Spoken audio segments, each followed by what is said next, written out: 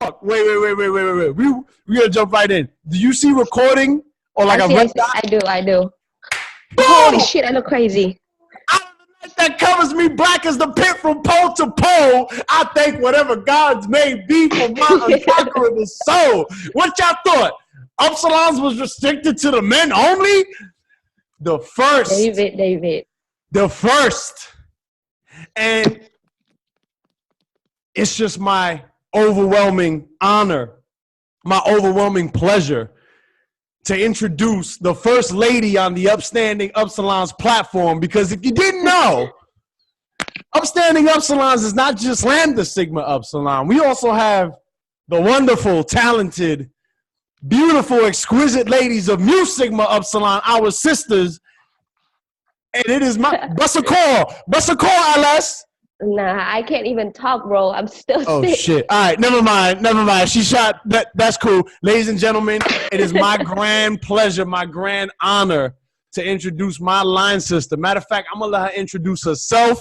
Please, my dear line sister, who I haven't seen your face in years, and we haven't spoken in years. I know, Tell right? people what's your name, what chapter are you from, and what semester did you cross?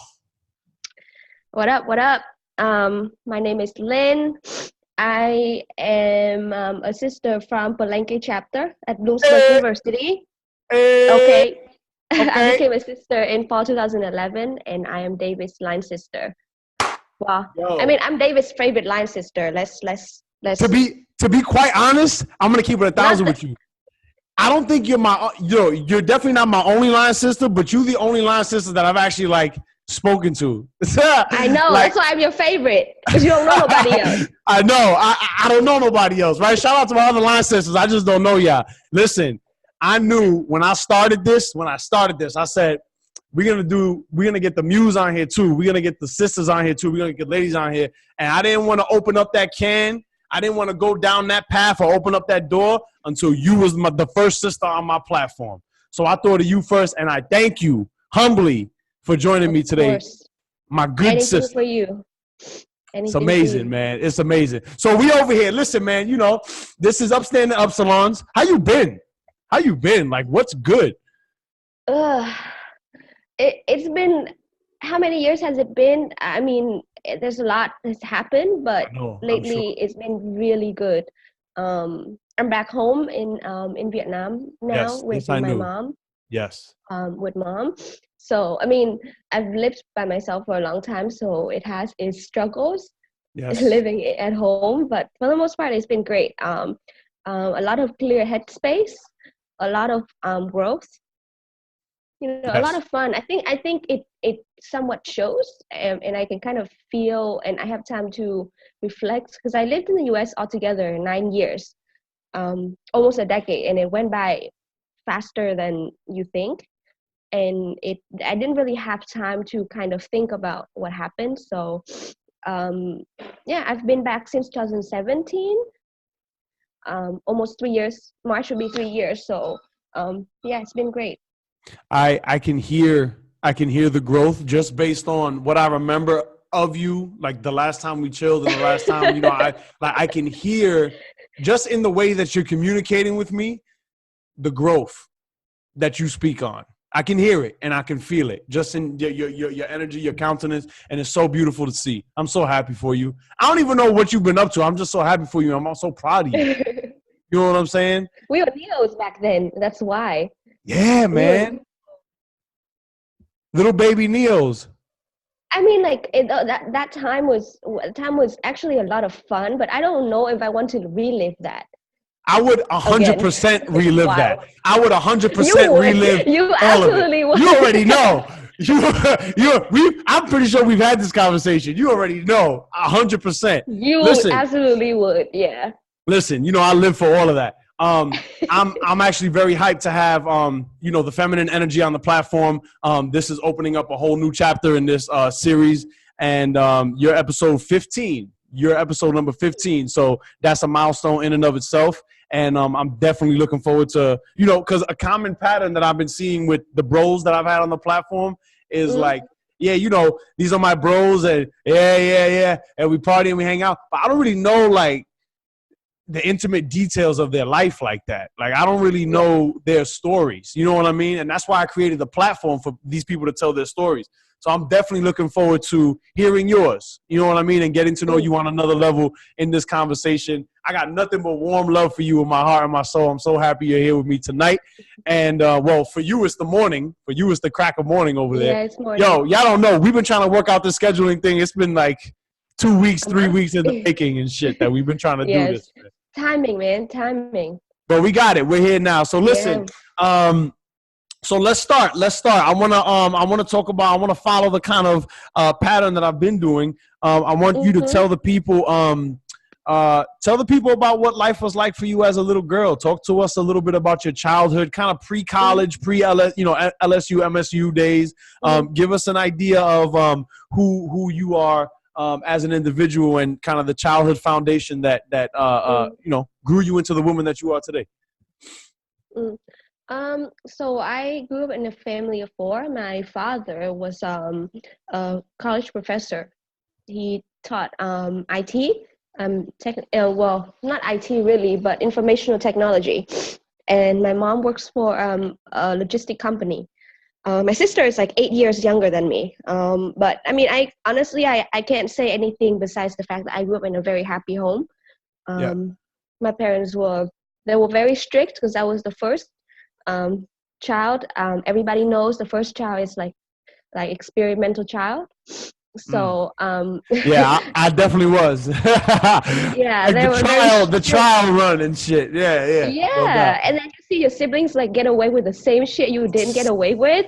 Yo, like, don't even get me started. Get me tight, man. It still does now, but yeah. So I mean, did you grow up in Vietnam, Lynn? I did, yeah. Okay, I did grow up in Vietnam. So I mean, my parents were always. I mean, I'm not in like a super rich family, but they always provided. Like we don't really have to ask for anything or want for anything because they just make sure that we're good. So, but I have to say that I didn't really see that for myself until like I grew into adulthood and experienced life the way I experienced life. And like spend my time in the US and realize like how many broken homes out there. So a lot. Yeah. My sister and I talk about it all the time that we're very fortunate to grow up in a family that like we've had both our parents. Yes. My father passed away in 2015. Taken too soon. May he rest in peace, man. Yeah, but wow. I mean that was like the toughest time for us because he was the glue of the family. He always was. He's a very traditional father, always want your girls to dress well, be be a just presentable human being. He didn't really care about not like a traditional Asian dad when you have to like be married and stuff like that. He doesn't care about that. He just care about us being happy. So yeah, very happy childhood. Where did you make your transition from Vietnam to the US and why did that happen for you? So 12th grade. Well, I knew about it in 11th grade, my junior year. I knew that you was gonna be coming here? Yeah. My junior year of high school. But it was just like in the kitchen cooking dinner with my mom, and she just kind of like dropped the information on me. She said, "Oh yeah, I registered for you." Yeah, hey, but she has a different version of the story. But I remember that day. Like it was yesterday. Like she was just like, "Yeah, you're going like blah blah blah next year," and I'm like, "Okay." But I always knew that I wanted to go though, so it's not really was something that was like so scary to me. I always wanted to study abroad. And at that point, you was a little older, so I mean, I would assume that you were a little more prepared mentally for that. Yeah, I was like 16 then, so. Wow. I mean, I have to say that like it wasn't something. It can be kind of shocking if you think about it, but it was just kind of like a normal thing for me. So I spent a lot of time that year just prepping, like taking classes and spending time kind of improving my English and stuff. And so 12th grade, like my senior year of school, I just went to Bloomsburg but it was supposed to be an exchange student program, so it was only like a 1 year thing. But I finished that 1 year. It was a great time. I lived with a host family. Okay. So like an American family, they actually adopted a daughter from Vietnam. At that time she was 9, but the girl, they adopted her when she was 3. So she had been over there 6 years though.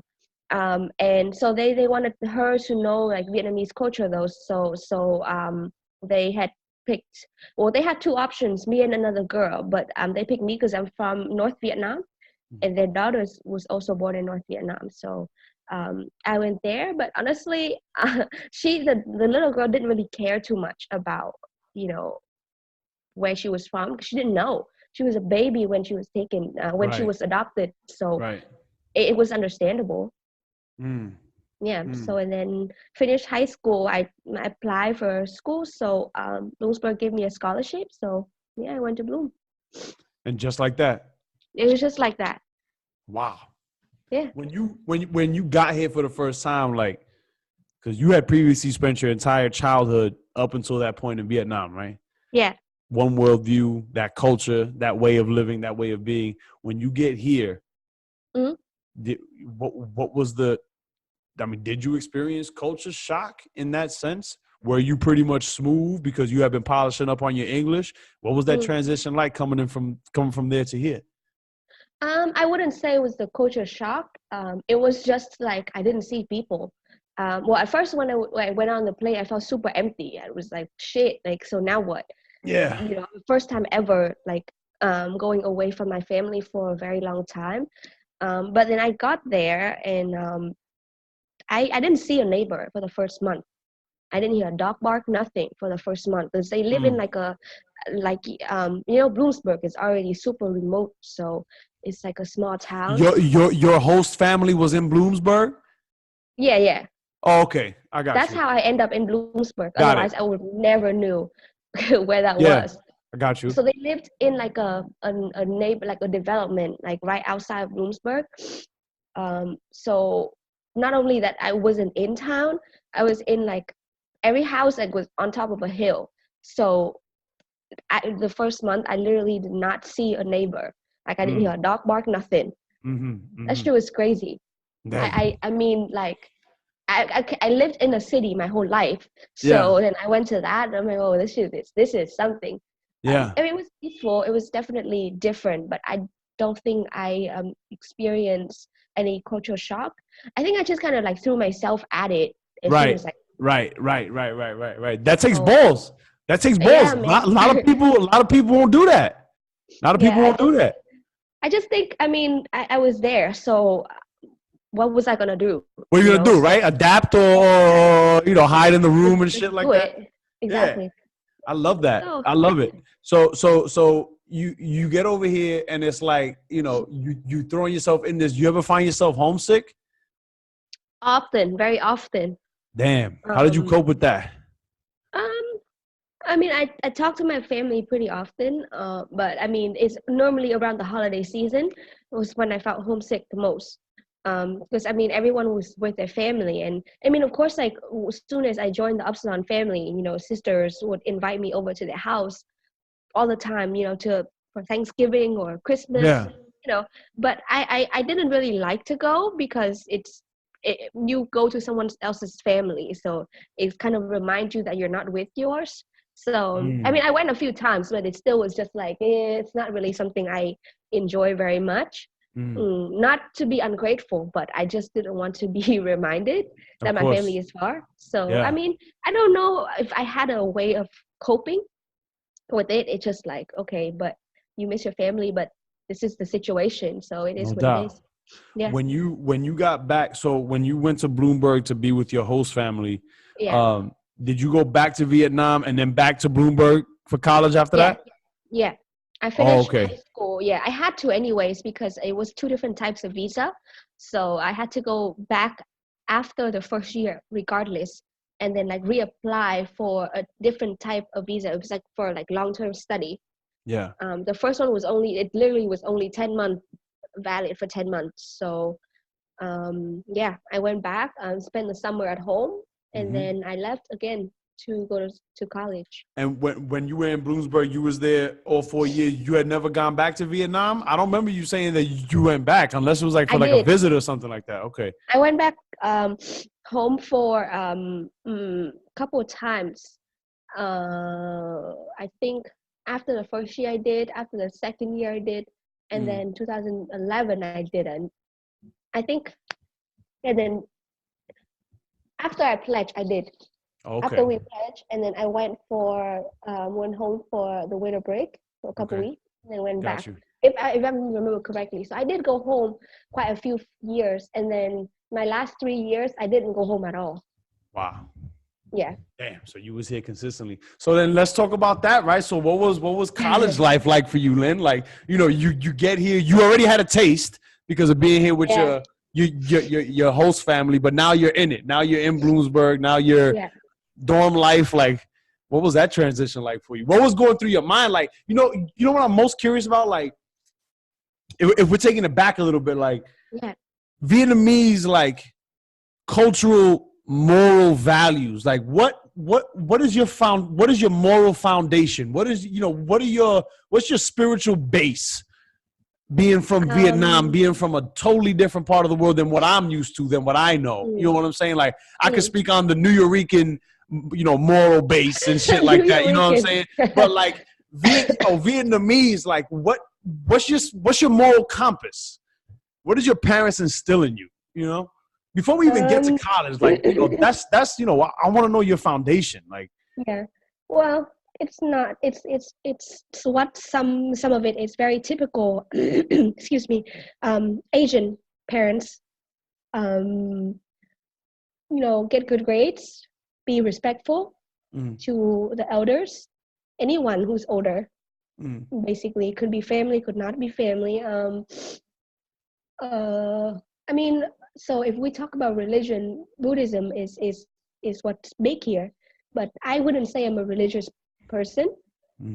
I don't. I think in some ways you could say that I'm spiritual because I do believe that there is a higher being that coexists. But I don't actually believe that there's like a Buddha or a God, or not that I don't believe, but it's not so. I don't really pray. I don't really go do things like that. It's not. And I'm not gonna until this point. I'm not gonna pretend that I'm going to. Maybe that would change eventually. Sure. So a lot of it is just very like Asian parents thing. Whatever you would think that Asian parents expect. Don't have sex before you get married. Shit like that. Got you. Yeah. So, or like drinking and smoking is not so girly like, or it's right. It's not ladylike. I got you. Yeah, it's not ladylike, and it's not like something that you should do because it means that you're uneducated. It's changed a lot, but that's what I was growing up in. Right. Yeah, I got you. Yeah. I didn't even curse back then. Can you believe that? So a lot of discipline, just like a lot of discipline. Yeah. And like, let me ask you this: is everybody around you on the same shit too? Like, is everybody not everybody, but like in your immediate circle? Let's say you live here, right? Is everybody within your area? Because Vietnam, comparatively size-wise, it's small. Is everybody around you kind of sticking to a similar moral code? And I ask that because I'm in an apartment building, and there's 10 floors, and on 10 floors, you got 10 different moral codes. And everybody's, following the beat of a different drum. You understand? Like, on what to do and what not to do. So I'm just curious, like, the difference. Like, if everybody around you is on the same shit, then there must, in my mind, in my ignorance, because I have not traveled the world, right? There, I would assume that there's a greater sense of harmony compared to like a place like New York. What are your thoughts? I mean, I think that there are certain things that are basic that every parents want for their children. But even in my family, right? So my parents raised my sister and I a bit differently from what my aunt and uncle would to their children. They look at things very differently. My dad is a teacher, right? And he's in his own ways is also very traditional, especially since he has 2 girls, you know. And it's not because he cared that, like, you know, we'll grow up and be something terrible, but he just wanted to make sure that we don't get judged by, you know, people. He just wanted to make sure that we grew up to be good people. Yeah. And my mom is like, she can be tough. She can be quite tough at sometimes. And I think my mom and I are very similar, so we butt heads all the time.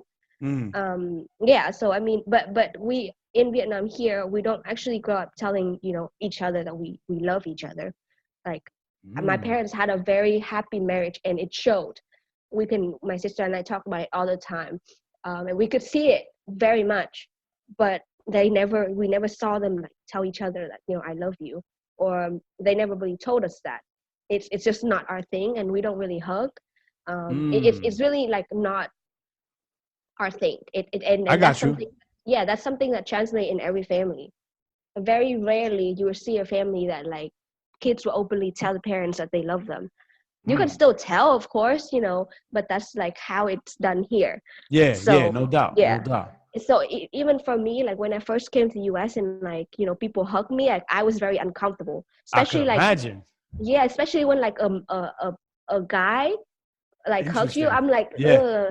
Not because I wasn't trying to be like stand-up-ish or anything like that, No standoffish doubt. or anything.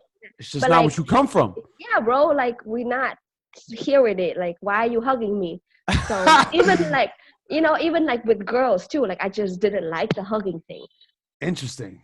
Yeah, it took me a while to get used to it. Like, or like, even eye contact, I realized that it took me, I didn't know that I wasn't really making eye contact until I came there, and like my host mom pointed out to me that I wasn't making eye contact with her, and she took it that I was being disrespectful, right? Yeah. But I didn't realize that at all, like, because here, like, you know, like, you don't want to be staring, and like sometimes it could be taken as being disrespectful, right? So, like, if you That's keep looking interesting. at me, You know, bro, that I've heard before. Yeah. Because I have a lot of West African students, and as per custom, you don't look an elder in the eye for them. You know, you don't look an elder in the eye when they're talking to you, because the looking in the eye can be considered disrespectful, because it can be considered staring and shit. So I've heard that before. That's very interesting, because you know, here you got another part of the world. Look at me when I'm talking to you, goddammit. Look at me in my eyes. You know what I mean? Exactly. So, it's like everything, and I didn't know that I was, you know, coming off as being disrespectful to her. Right. Like, that's not what I was growing up in. And I mean, honestly, that 10 months was also like kind of trying for both of us, because there was a lot of things I didn't understand, like little things like eye contact. Who the hell know? Like, if you don't tell me, I'm not gonna know that that's no the doubt, thing, right? No doubt. And but the vice versa, she didn't know that we don't really do much eye contact like that here. It's a different type of eye contact. I can have a full-blown conversation with you and not really look at you. We're still engaging in a conversation, but I'm not staring at you every 5 seconds. Right. You know what I mean? So, I got you. Yeah. It's a lot of learning, Very interesting. I've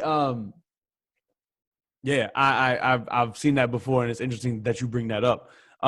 Let's go back, right? So now you get to Bloomberg, and now you moving in dorm life. What was that? When did you pledge? Because we're gonna get to the Mu stuff, but your freshman, sophomore year, what year did you pledge? My junior year. Okay, all right, perfect. Perfect. So let's talk freshman and sophomore. Yeah. What the hell was that like for you? College life, party in the USA. Freshman year was actually no partying. Everything was very disciplined, academics. No, not so much. I didn't do that well in school because it was just too much distraction. What did you major in? I started with geoscience. And that shit was so hard, bro. Damn. So I changed it to environmental planning. It's much easier. But it was, I don't know. But shit was rough at first. The first year was nothing but like gen eds. But I didn't live in the dorms. Because I was an international student, the school sent me to like the upperclassmen apartments area. Yeah, so my school had that shit too, where they sent all the international students, and they would take a bus, and I was like, "Yo, come hang out, man!" But they went up on that bus all the way up to the top. Cause like, Why they do that? Because I mean, from them, I think they were just trying to like be nice to us. Also, it's more expensive. They Yeah. get money from us. That's really what it is. Okay, I got you. Yeah. Like I was just assigned housing because I mean, it's not like you get to pick, right? So I just assigned that. So I live in an apartment with 3 other people, 2 bedrooms. So each of us had a roommate, and then together 4 housemates. So I live with like the girl I live with was also a freshman, but she was 21. Yes, and the other 2 was a super senior and a junior. Or Super senior. international? No, they're all American students. Oh, okay. Yeah. So that first year was interesting. So the first semester was just kind of like I don't remember anything about my first semester really because I had like one friend. She was like, I just had one friend and I didn't really do much of anything. And then that winter break was my very first snowstorm. It snows so much. It does not snow in Vietnam. No, it doesn't. Forgive my ignorance. I just don't know. Okay, I got you. No, it's close to the equator, so it's hot. Hot we do all the have time. winter. Yeah, I do have winter. It's cold right now, but it's nothing like over there. So damn. So it snowed the first time, and what's going through your mind? I was in. So I stayed in that apartment all break. It was just me. There was nobody else. Everybody went home. Sheesh. I just had the whole place by myself, and like my dad was very concerned. Like he was worried that I would kind of be alone too much. Like my parents were even talking about like bringing me home, like for good, because it was a lot of. I mean, it was really tough for them because they just kind of blindly just like send me out to the world, really. Yeah. And they talked about it afterwards all the time, how like risky it was. But I mean, makes good characters. No doubt. So pressure makes diamonds. Yeah, I mean I think I was inside most of the time and like turn day into night. Just watch a lot of movies. Yeah. Every time I needed to go downtown, I'll go downtown to buy food for cooking, and that was pretty much it. Second semester, I don't remember that much either. I mean, I knew a little bit more people, but I still wasn't partying or anything like that. I still didn't believe in drinking either. Like, I didn't think that girls should drink then. Okay. I didn't drink at home. Like, my dad or my uncles would give me, like, drink. You didn't think a girl should drink? You must have looked around Bloomberg and be like, God damn. What the hell? Yeah. Sheesh. And then, so I didn't drink or anything like that. I didn't curse. That's something. Yeah. You talk to me now. You wouldn't think that, but yeah, you talk like a sailor, yo. You gotta watch your mouth on my platform, yo. You gotta relax. I'm just joking. Say whatever you want. I don't give a fuck. I already know. I talk to you. Like, you curse more than me. Hey. We don't talk about these things. Damn. So you in there, and now your father's like, yo, let's bring her back. Did they ever tell you like straight up, yo, we got to bring you back? No. They mentioned that way after. They never told me that. Yeah. This was after the fact. Oh, okay. Yeah, they told me that way after. So you survived. You survived your freshman winter. Yeah. My freshman year, really. And then what happened? Do you find yourself branching out more after that? After like, after your freshman year, let's say, do you, since you were kind of, from what it sounds like, you were kind of to yourself freshman year, do you start branching out? I did hang out with a lot of international students because I joined the association, so I hung out with them a lot. But my whole thing was always like I'm in the US, so I don't want to just hang out with international students because I wanted to improve like my English, because I didn't also talk like this either. It was a lot. I'm sure I still have like an accent now, but back then. So you good money. I got to my sophomore year, and I started like hanging out with more people. I started to go out to parties.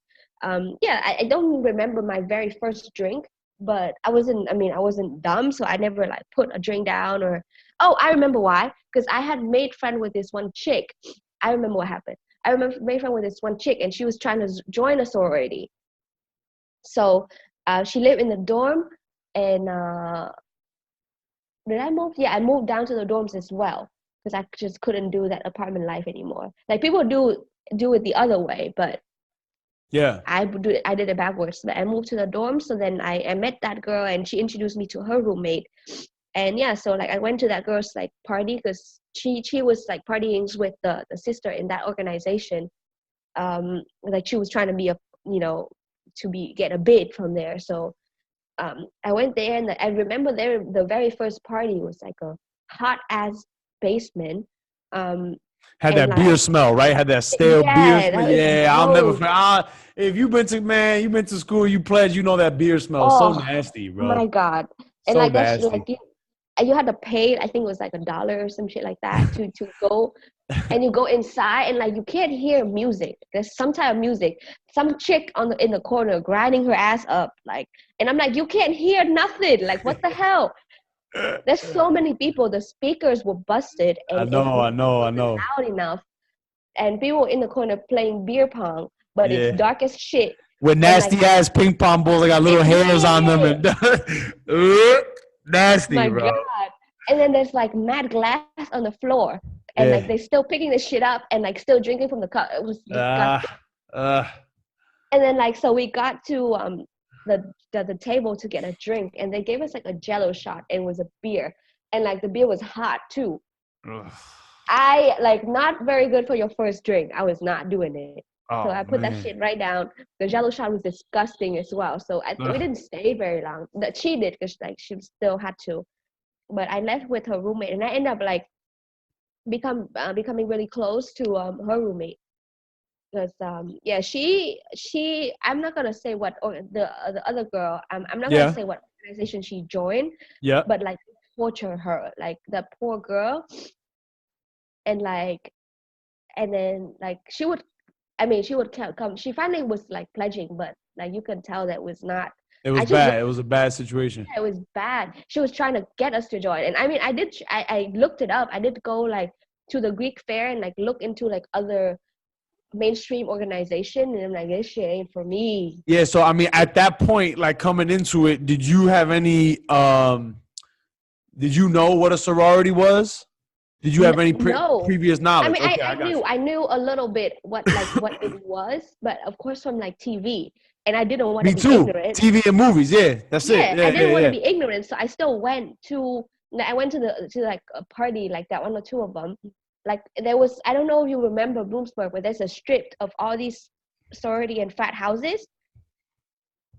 Yeah, you probably I don't don't remember remember that that. shit. Yeah, I probably don't remember. Yeah. Yeah. I don't know. But yeah, I went to a few parties, like I think one or two parties is like that, and then like I'm watching this girl getting tortured firsthand. Damn. There is no way I'm Yeah, putting myself through that. There yeah, was you're not doing no that. way. No doubt. Nah, bro. Yeah, I've And heard. I like mean, you know, not to put any orgs on blast, but like I've heard like crazy, like humiliating things. Like crazy. I mean, it's real, man. yeah, Like you gotta respect yourself a little bit more than that. I don't know. To me, you know. But, that's not.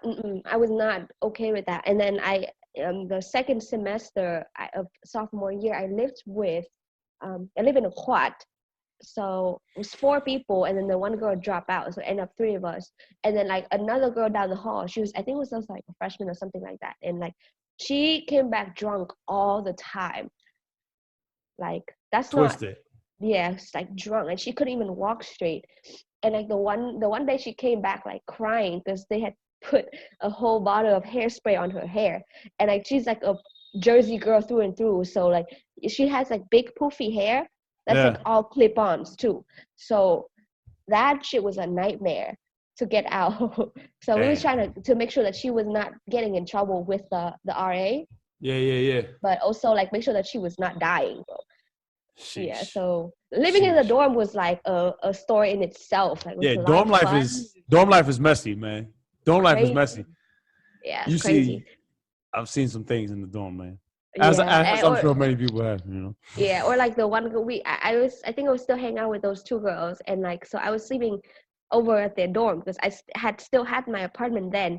So the chick was like getting it in with some other like dude, and we call him like three pump something. forgot his name, because he literally was like, he could not last for long. And they would just be doing it so many times. And we're like, yo, shut the fuck up, us to sleep. Because like, you can't even get it up that long, man. Oh So shit. stop Oh already. shit. Oh shit. What was they? Man, Three pump? we Three did pump call him Johnny? like 3 pump something. Yeah, something like that. Yo, But that's she crazy. was messing with him. And like, yeah, he gave her an STD too. Oh man. That's the other Herpes, thing, right? right? Like, so now let's bring it back to you, right? So but in your mind, are you like, yo, these Americans are fucking nuts? Crazy, You had to think that at some point. You had to think, where the it's fuck am I? Little did I know, I barely knew anything at that point. And then I started to like discover, like I went to my very first Noops party. It wasn't in Bloomsburg. It was Shout out to the else. Noops. Ah man, that shit was crazy. It was a lot of fun, but like it was some shit that it was a lot happening. It was a lot of fun, but like a lot going on. A lot going on. Like it was a lot of raunchy shit happening. Like it was just like a lot happening. Yeah, like, no doubt. No doubt. And I didn't even know what a noob was at that point. Like I have to admit, like even when I like pledge, I still barely really understand what like Greek life or like all the organization was. Yeah, it was just kind of like, this is what I feel, right? So I just picked that. Yeah, so let's take it there, right? So like at what point now do you become conscious of MSU, and then you know, what was your journey into the sisterhood? So I wanted to join a sorority. I knew that, but all the mainstream orgs was out. I already take a look. Yep. And I was like, nah, not for you. For me. Yeah, I didn't even like put in a bid, nothing like that. And like, they didn't seem that welcoming towards me either. Because I mean, I don't want to put like any racial anything, but they didn't seem welcoming to me. Interesting. Got you. So I was. I mean, hey, let's call a spade a spade. Like, we're gonna call it what it is. Like, you know, some of these orgs are racist as shit. Like, I've had a couple of experiences.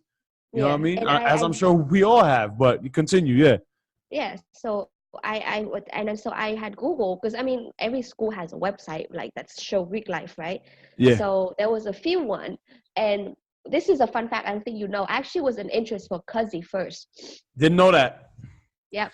Who are our Cussy Sands? Because I remember a party and you was there in Lehigh when we was all there. And all of our Cussy Sands were there. Do you keep in contact with any of them? Debbie was still dating E-Man then, I think. Oh, E-Man okay. wasn't yet. I don't, if I remember correctly, or E-Man was already a brother. Sorry, E-Man. When was E-Man pledged? When did he pledge? For 10 or something, right? 10, yeah. Yeah. So he already became a brother. But so wait, are Cussies considered Upsilons? No, the fuck. No. I mean, not like, but you know, but aren't they Chi Upsilon Sigma? Yeah. So okay, all right. Shout out to the Cussies. But I don't think they're considered like they say in one letter or anything like that. Okay, I got you. I'm not Chi or like I got you. Okay, copy. So all right, so we have Cussy Sands. So you were interest for Cussy first. I wasn't interested in Cussy first. Like the sisters there, like they are the sweetest, and I still was cool with them afterwards. Like they were so nice and sweet. And I went to one of the informational and like was sold. Like it was so sweet and it was very welcoming. I mean, they made it clear that yes, they're Latina org, but they don't discriminate, and you can tell. Like you can't really. I mean, there's like first impression, and you can kind of feel the warm welcome. Like there are things that like you can feel. And then when they're fake welcoming you, you can also feel that. No doubt. At least I always make sure that I can feel that. So, absolutely. So I had Nguyen, and then they so of course, like, after every informational, we asked if you want to be like official interest. So theirs is like owl, right? For us it's tiara, for them it's owls. So I was like, oh yeah, cool. So we had agreed to meet up the one day for me to meet with them and become an actual owl. And then, so I was walking, before that day, I was walking from the library, and a friend of mine had like flew out of nowhere and like legit like pushed me into a bush. We'll get to the story. So then I'm just like, what the fuck? And I'm like, literally was like 90 pounds at this point. It was really small. Yeah. So like flew across the thing, and and I realized, and turned around, was about to snap, and I realized who it was. And then, so I greeted her, and she was with someone who later became my co. Okay. She was with a meal, and then so we was talking, and they had just came back from an event. So Shakura, my co, had invited me to an event. Say, hey, we're having an Yo, I informational. remember her. Damn, I forgot all about her Remember? just now. Shout out to her, You man. Shout out to remember your co. Yeah, Shakura? yeah, yeah. And my co is married now. All right. Yeah, so she's invited me to I think an informational or some shit like that. Yeah, an informational. Mm-hmm. And that was a very good informational.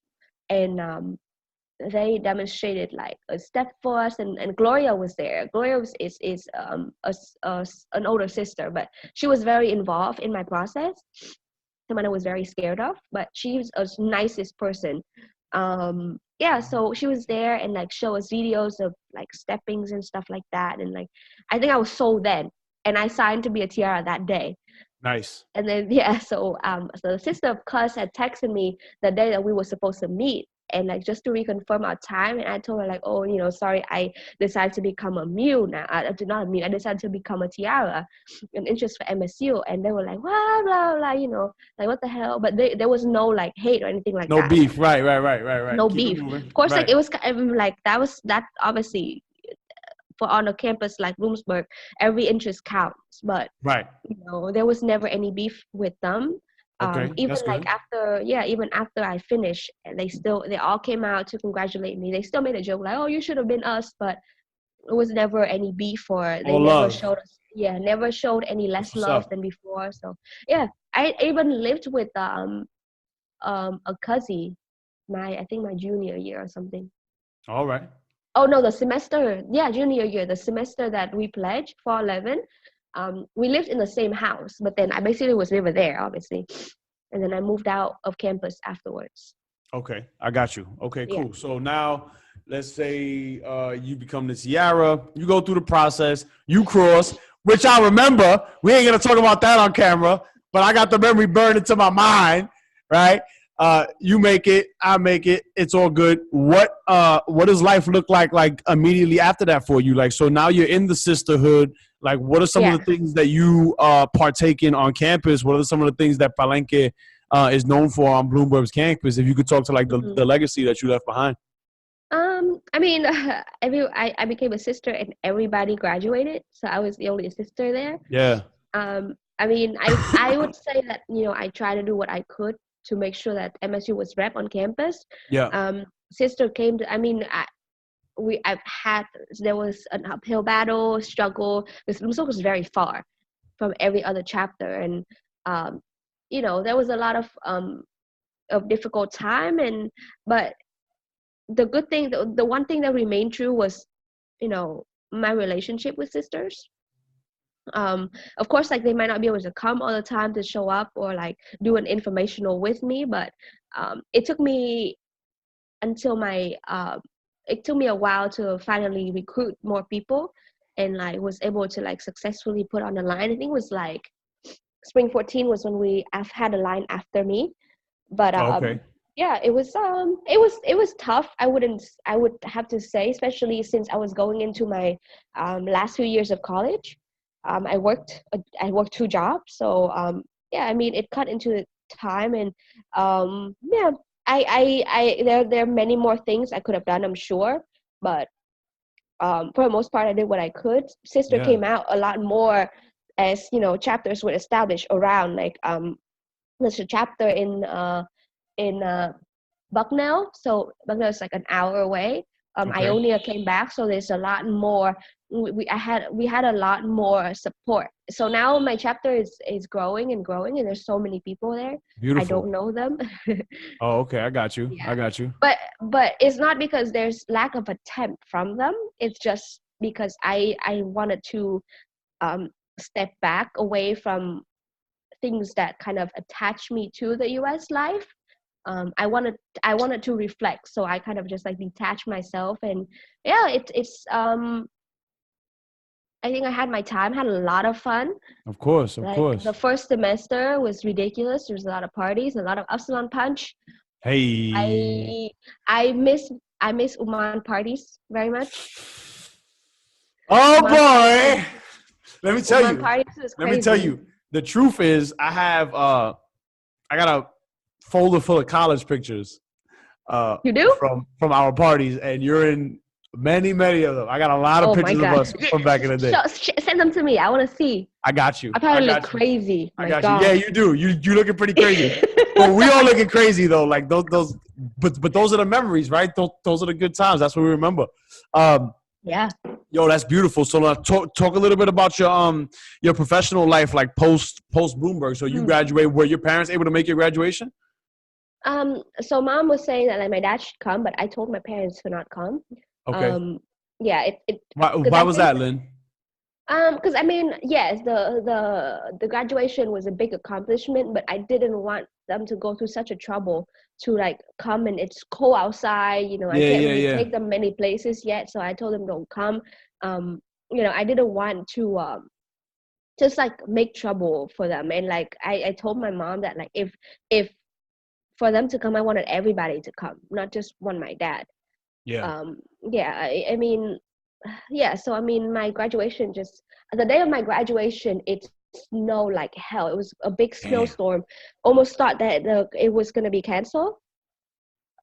So I walked across the stage that morning and drove to Philly that afternoon. Like soon as I finished the ceremony, we were in the car. Um, two sisters helped me move to Philly, Nice. and I moved in and lived with Chad from Coba, Mhm. and Frankie. Um, Yo, Frankie, somebody tell Frankie to DM me, man. Somebody tell Franhel Martinez to DM me, man. I haven't talked to that boy in years, man. I'm gonna tell him. I'll tell him. Cause he, you know, he's married now, so Oh, all right. That's what's up. Everybody he getting just got married out here. married. He People just got falling in married love out in here. August. Yeah, I All know. right. Falling in love and having kids and shit. Sheesh, man. All right, cool. So That that's what's up. So your parents don't end up coming. You graduate, you yes, move to Philly, and then where yep. does life take you from there? Like, were you working? I was. So I started looking for jobs right away, and then like it took me a few months. But I had found my first job through like so I was working for a temp agency, so they sent me to like different companies, and so I worked for this one property management company, and they really liked me, and the director wanted to keep me, but he reported to owners of the buildings. So the owners basically didn't want to front money to hire a third person. That's legit what they said. Mm. um, it was a lot of work for two people, but they still somehow was able to manage They didn't want staying to pay a late, third things like salary. that. So yeah, so what's the point of paying a third person if you can just exhaust two people? That's a mindset of every corporation, No doubt. No doubt. period. So yeah, so but then he told me that because even yes, I can't because I can't keep you, I'll find you a job, and he did. Wow. Nice. Yeah, he Still found me a job. still in property management or doing something different now? Different. I worked for like a company that was doing association management. So basically, it's all management services. Let's say like LSU has still has a board of director, has investment accounts and stuff, but all of the admin stuff are not done in house because everyone on the board of director has a full time job. Mm. So in order to make sure that the organization runs smoothly, LSU would hire a management company to do all of that work for me. So Got you. all of the events that were put together, like all the board meetings, all the information or any events or anything to up to small meetings to like gala dinner and things like that would be done by management offices. Yeah. I Yeah, got or you. like I would Okay. do like make sure that I do a financial report every month, prepare like minutes and shit like that. So yeah, it was definitely an interesting, it was kind of like I if you call their organization, I would be the person answer even though I don't sit in there. I sit in my company's office, Got you. but I represent them. How So long were you doing that for? 2 years. Okay. And yeah, I left because that organization that I work for, they finished their contract with my company, and my boss, it was the company I worked for was a family-owned company, so Yeah. he hadn't like signed a new contract yet, so there was no reason to keep me. He didn't want to let me go, but he had to, and I mean I understood that. So after that I lost that job, that was like the toughest year of my life. Actually, it's 2015. I think I was like had some issues with roommates, so I end up like homeless. Like good thing that I had just saved enough money to move out. So like right at the end of the year before, so I had enough money, drained my account to move out to a new place. And then that year my dad died, and I had just found that like as soon as my dad passed away, I came back and found out that I was losing my job. So I was like rough year. Man. Yeah, so it's not a fun time. And I mean I didn't really have a way to cope with it, so I kind of just like not talked about it too much. It was a lot of Yeah. crying. Yeah. I still for a long time I didn't really actually deal with how I feel, just kind of put it away. Yeah. A lot of Yeah, us do. so A lot of us yeah, do. but it kind of eats you up inside, and you don't Yeah. know why you're You gotta sad all confront the it, time. man. Yeah. And so like it's so continued like 2 years. We're still looking for job. I mean I was working as a server for like a waitress for a while. Yeah. Yeah, so I mean I was making money and things like that, but at the same time like my visa was expiring, so like I couldn't really stay. And like I wasn't dating or in like a relationship or anything like that, so like the marriage thing was not going to happen. Right. And like I don't like that whole idea of like married to do like I believe in marriage, so I want it to be actually something like real. So anyway, my mom had talked to me a lot about moving back home, but I spent so many years there, and like practically when I moved home I had nothing. I didn't Right. have anything, so I didn't really want to do that. I You didn't were want to go starting from home. zero Yeah. if you were to go back. Yeah. And it didn't like when you were what 2017, I will be 29 this year, so I would be 26 Okay. then. So like a 26, it doesn't like starting over at 26. It wasn't like, especially in an Asian company, like 26 is when you like married with a house, Right. like Right. or like have kids, not starting over. So I According didn't to want the to come back. arbitrary fake rules of Yeah, society, and they tell you society. where you should be at. Man, it's crazy, man. Got Yeah, people on a fucking imaginary clock. like you're Imaginary. chasing time when like for what, when you're not enjoying anything. um so yeah, it took me a while, and then the one day like she was just pressing me, and I was like, you know what, fine, I'll come home. It was just like that. 12 Just days like later that. 12 days later I was in Vietnam, or I Wow. flew back home, just like Yep. that. Up and left. Yeah. And I think that it needed to happen that way, because the longer I delay it, Yeah. it wasn't gonna. When I left in March, I wanted to leave. I wanted to wait until May, because there was a wedding I wanted to go to, like of a sister that I was invited to. I wanted to go to that wedding, but then there was a job that was waiting like for me here, and like of course company wasn't gonna wait for you for 2 months. No doubt. So I was like, okay, fine. So I just kind of like did it, Good moved for back you, home. Lynn. Good for you, Lynn. First 3 months was rough, very rough. Mm. Like, imagine I had lived overseas for almost a decade. On your And own. and like most of my growing up was there. So I had Right. a very different mindset and have a very different ways of looking at things.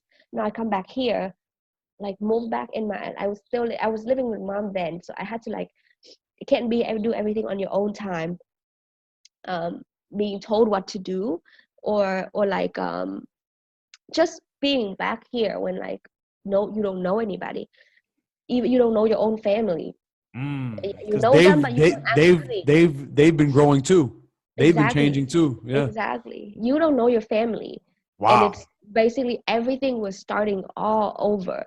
Things, you don't realize how fast things change until you come back and you stare it in the face. Mm. And like, so that's literally was like the reality that I was looking at. So the first 3 months was kind of like really rough, and like I didn't really have friends. I'm not so much into like I'm like a social but not social person. I need space like all the time, and I would rather just be left alone than going out Me in too. public. Me too. So Me uh, too. and Facts. nobody would think that because of our personality, right? We can Right. be as social as we want to be, I'll be but that's right in not, the middle of the party wilding, but yeah, nah, but that's not I our, prefer to be. Mhm. exactly. And people wouldn't believe that because we can be very out there if we want to be. Yeah, so the first 3 months was that, and then I moved to the south to work for that company. I still work for that company as soon as I got home. I think I got home was like March 3rd or something like that, and Mhm. I was at work by like March 7th. Bam. Wasted And no it's just time. like happened like Yep. that, just like that. Yep. So yeah, I was Are at you home still for with three them now? months. No, I started Okay. a new job back in June of last year. Okay. Got you. Yeah, Better so situation for you? I now is a good, yeah. I love Okay. my job now. It's hard. I mean, I work in recruitment, so basically recruiting services for other companies.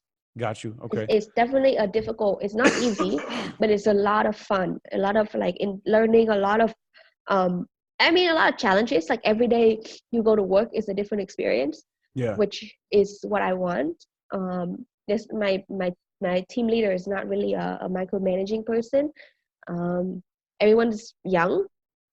Like people are like like freshly out of college, Yeah. working for that company. So it's a lot of fun. We're going to Korea next month for our company trip. So yeah, it's definitely a good situation, and I feel better about everything. I can't say that I want to stay in Vietnam forever. There's still a part of me feel like I love it here, but like this is not the place for me Yeah. to settle down. But yeah, you never know. You here now though. You here now, Yeah, I'm and here. I really respect the way you move as far as just like fast decision making, not dwelling, and just rolling with it. You know what I mean? That's a great way to be, because it leaves you open to really appreciate the present moment and Mm, quick decision making. So I respect that. Let me ask you this. yeah. This this is something that was on my mind that I knew I wanted to bring up before you got on. So you're back in Vietnam now. Um, I would like to know what the Vietnamese perspective is on the history between the United States and Vietnam, uh, Uh, in the education system, in the public sphere, mm, because without getting too deep into the history, I think this audience that I'm catering to is acutely aware, or should be acutely aware, of the history mm. that I'm referring to. But what is the Vietnamese perspective in 2020 and throughout your time there as a little girl, and now that you've been back there for several years, on the history between these countries? Um, so where do I start? Actually, overall, Vietnamese like America. They want to move there. They want to settle down there. Families legit will sell everything that they have to send the children there, to find a way to live there, be a resident, all of that. Um, Part mainly is because of the American dream that's being Yeah, sold on TV. yeah. This Um, idea that you go to America and you have the opportunity to build yourself an empire, you know, yeah, considering you're exactly. willing to bleed, sweat, and cry for it. Yeah, and I tell Yeah. people all the time that like America is not Manhattan, New York. That's Yeah. it's not downtown Chicago. Like sure, that's the things that you see on TV, and people live in this beautiful house and like drive this beautiful car and like come and go as you please at work. That's not how it is. And I try to tell people that all the time because they don't know. Right. And they listen to people who have successfully moved to the US and lived there. um, they say it's all really based on like Perception. marriage. Yeah, or Oh, like, okay. oh, it's gonna happen, and you just have to spend this much money.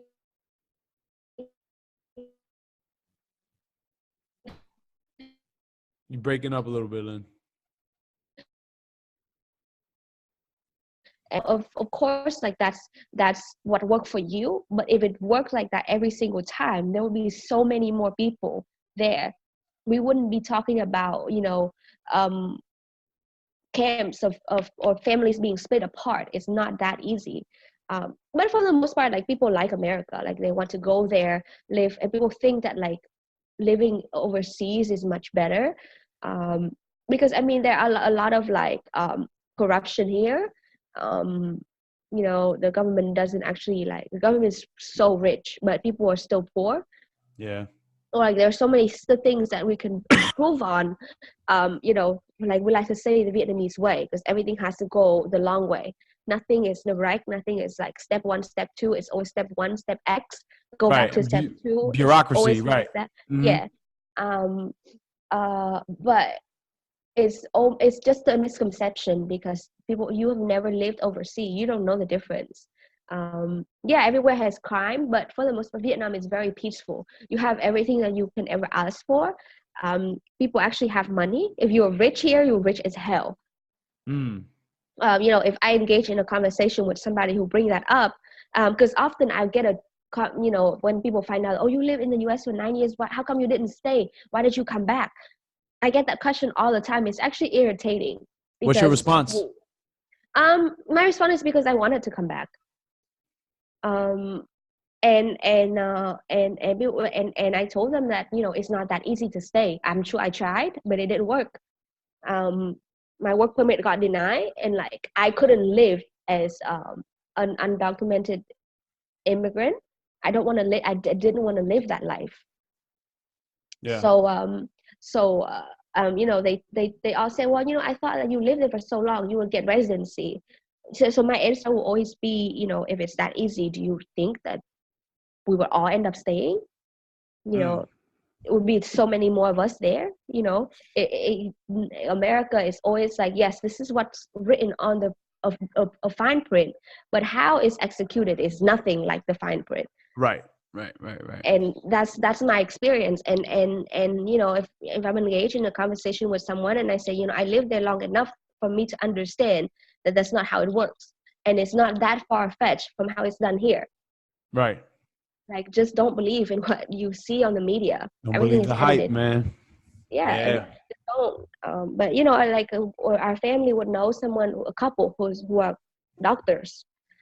They work for hospitals. They make shit ton of money. They have their own clinic. They sold everything that they had, everything, to move. So what are they doing now? Servers at a restaurant. So that's such a waste of everything that you have. And it's not like you can come back now. You don't have anything left to come back. You don't have nothing. It's gone. Right. Mm-hmm.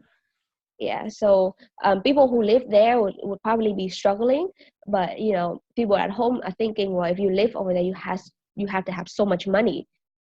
So, they expect if you come home, you bring us gifts, give us money, things like that. But, everybody's living in this like dreamland. That doesn't happen. But yeah, nobody is like really talking about the war anymore. It's been a long time now. Been a long time. Yeah. I got you.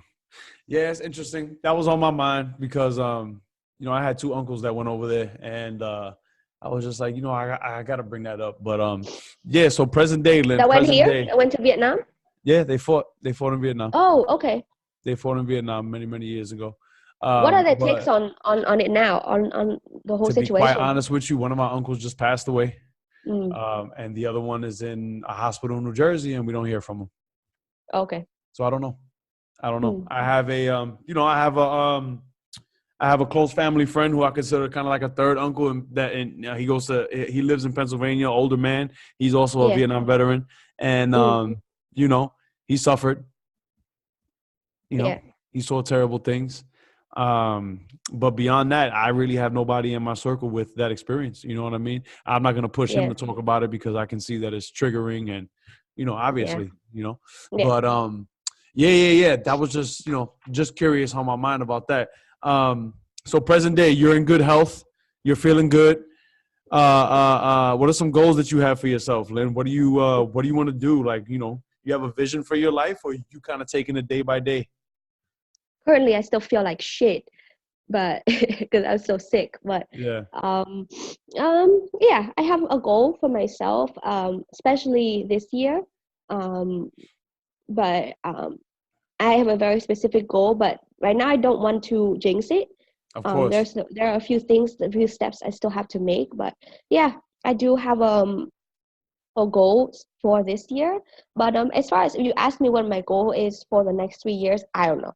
Yeah. No That's doubt. too far ahead, and I have never been the person to be long-term planning. I just Mm, want to be here now. I I got don't you. know where I'm gonna be in the next 2 years. I I know. don't know when I'm going to be in the next 5 years.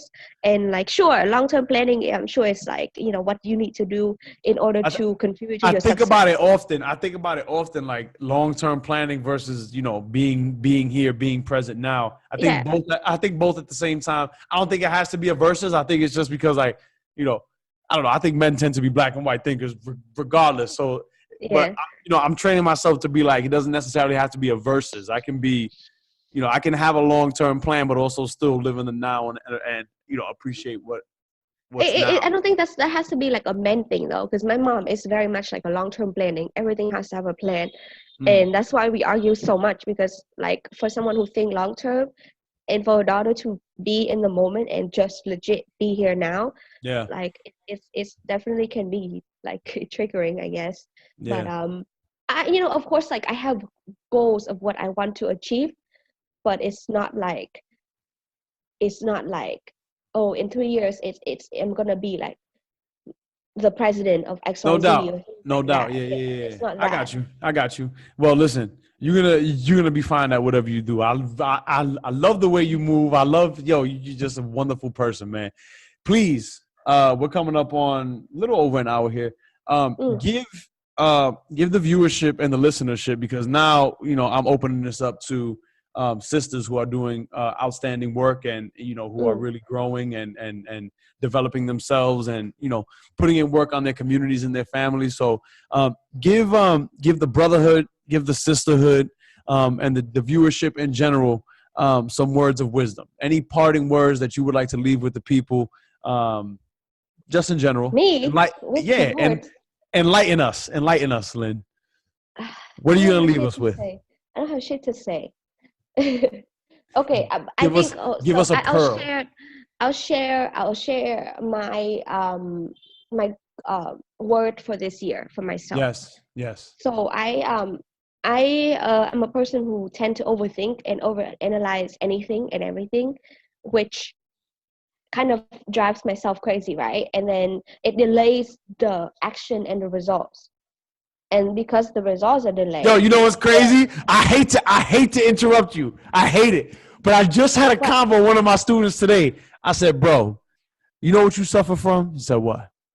I said, you suffer from paralysis via analysis. You See, are see, you analyzing shit so much that you are exactly. analyzing and not doing anything. Doing. You're paralyzed because of your You're not analysis. doing, yeah, exactly. That's really my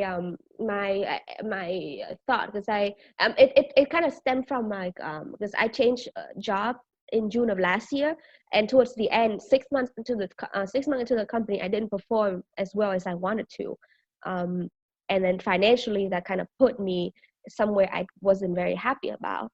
So I kind of thought about it, and honestly, it's really just me. There's nowhere else in it, all because of I just analyze everything too much, and, Mm, and it doesn't give me room to just do it. mm. So yeah, earlier we mentioned about me making quick decisions, and Yes. as much as I'd like to take credit for that, I don't do that very often. So my word for this year is do. Do. Just do it. Mm. Just do it. Of course, there's always going to be consequences whatever ways you take, Yep. so just deal with it when it get here. It could be good, it could be bad, but you never know. So that's my word for this year. Just do it. My line Hmm. sister's on her Nike shit. You know what I'm talking Oh about? yeah, that's right. She's on her Nike shit. I I do love like that. that. Just do, man. Just do. Lynn, it's been a pleasure having you on. I love catching up with you, and we're gonna talk soon. I appreciate you. Okay. You have broken ground tonight or in your case, this morning. And I appreciate you, and I honor you, and I have a newfound respect for you, my beautiful line sister. I appreciate you. Anything for you. Salute. We'll talk soon. Peace.